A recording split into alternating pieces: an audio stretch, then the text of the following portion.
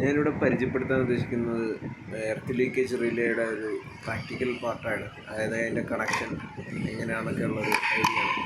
അപ്പോൾ നമുക്കിവിടെ കാണാം, ഇതിൻ്റെ അകത്ത് S1 S2 എന്ന് പറഞ്ഞ രണ്ട് ടെർമിനൽസ് കാണാം. അപ്പോൾ ഈ എർത്ത് ലീക്കേജ് റിലേ വർക്ക് ചെയ്യണമെങ്കിൽ എർത്ത് ലീക്കേജ് എന്തെങ്കിലും ഉണ്ടാകുമ്പോഴാണ് വർക്ക് ചെയ്യുന്നത്. അപ്പോൾ ആ ടൈമിൽ എർത്ത് ലീക്കേജ് വന്നു എന്ന് അറിയിക്കാൻ വേണ്ടി റിലേക്ക് ഡയറക്റ്റ് കണ്ടുപിടിക്കാൻ പറ്റില്ല. അപ്പോൾ അതിന് വേണ്ടി നമ്മളൊരു കോർ ബാലൻസ് കറണ്ട് ട്രാൻസ്ഫോമർ CBCTയുടെ കണക്ഷൻ നമ്മൾ ഇതിൻ്റെ അകത്ത് കൊടുക്കണം. CBCT ഞാൻ വഴിയെ കാണിക്കാം. അതുകൂടാതെ ഇതിൻ്റെ ട്രിപ്പിംഗ് ആക്ഷന് വേണ്ടി നമ്മുടെ MCCBയിലേക്കുള്ള കണക്ഷൻ ഈ കോമണും NC കോണ്ടാക്റ്റിൽ നിന്നും പോകുന്നതാണ്. പിന്നെ ഈ റിലേ വർക്ക് ചെയ്യാൻ വേണ്ടിയുള്ള സപ്ലൈ ഒരു ഫേസും ന്യൂട്രലും നമ്മളിവിടെ എടുത്ത് കൊടുക്കുകയും വേണം. അപ്പോൾ ഇത്രയും പരിപാടിയാണ് ഒരു ബേസിക്കലി ഒരു റിലേ ഈ എർത്ത് ലീക്കേജ് റിലേ വർക്ക് ചെയ്യാൻ ഉപയോഗിക്കുന്നത്. അപ്പോൾ ഇത് എൽമെഷർ എന്ന് പറഞ്ഞൊരു കമ്പനിയുടെ റിലേ ആണ്. അപ്പോൾ ഇതിൻ്റെ അകത്ത് ഇത് നമ്മൾ സാധാരണ DGകളിൽ കാണാം, അല്ലെങ്കിൽ ചെറിയ ചെറിയ ഇലക്ട്രിക്കൽ പാനൽസിലൊക്കെ കാണാം. ഇപ്പോൾ KCB സപ്ലൈ വന്ന് വിത്തൗട്ട് ട്രാൻസ്ഫോമറൊക്കെ വന്ന് നമ്മുടെ പ്രെമിസസിൽ കയറുന്നു. അപ്പോൾ അവിടെ ഒരു പാനൽ, ഒരു മീറ്ററിംഗ് പാനൽ ഉണ്ടാവും. മീറ്ററിംഗ് പാനൽ കഴിഞ്ഞിട്ട് ഉള്ള ഇലക്ട്രിക്കൽ പാനലിലൊക്കെ ഇത് കാണാറുണ്ട്. അപ്പോൾ മെയിൻലി നമ്മുടെ MCCB അതിൻ്റെ അകത്ത് യൂസ് ചെയ്തിട്ടുണ്ടാവും. അപ്പോൾ MCCB ഓവർലോഡും ഷോർട്ട് സർക്യൂട്ട് പ്രൊട്ടക്ഷനും നമുക്ക് പ്രൊവൈഡ് ചെയ്യും. എന്നാൽ ബാക്കിയുള്ള പ്രൊട്ടക്ഷൻസിന് വേണ്ടി, അതായത് എർത്ത് ലീക്കേജ് പ്രൊട്ടക്ഷന് വേണ്ടിയാണ് ഈ റിലേ യൂസ് ചെയ്യുന്നത്.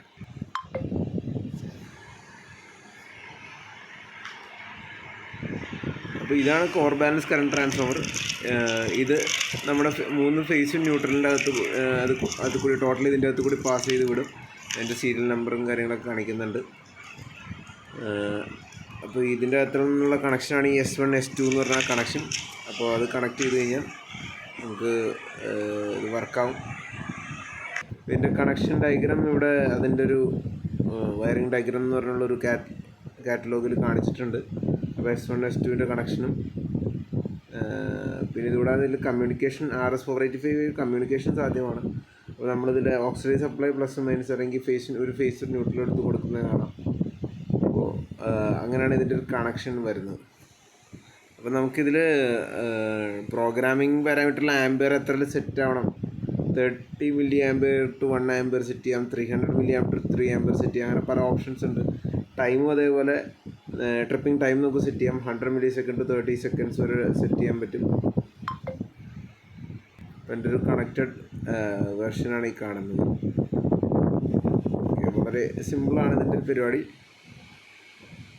ജസ്റ്റ് ഒരു ഐഡിയ കിട്ടാൻ വേണ്ടി കാണിച്ചു എന്നേ ഉള്ളൂ. ഇതിൻ്റെ അകത്ത് എങ്ങനെയൊക്കെയാണ് ചെയ്യേണ്ടതെന്നുള്ള അതിൻ്റെ അകത്തുള്ള കാറ്റലോഗിൽ തന്നെ കൊടുത്തിട്ടുണ്ട്, നമ്മളെങ്ങനെയാണ് സെറ്റ് ചെയ്യേണ്ടതെന്നൊക്കെ ഉള്ളത്. ജസ്റ്റ് അപ്പ് ആൻഡ് ഡൗൺ ആരോസാണ് ബേസിക്കലി ഇതിലുള്ളത്. ഇതിൻ്റെ ടെസ്റ്റ് സർട്ടിഫിക്കറ്റാണ്, മോഡൽ നമ്പർ, അതിൻ്റെ അക്യുറസി ക്ലാസ്, അങ്ങനെയുള്ള കാര്യങ്ങളൊക്കെ ഇതിൽ കൊടുത്തിട്ടുണ്ട്.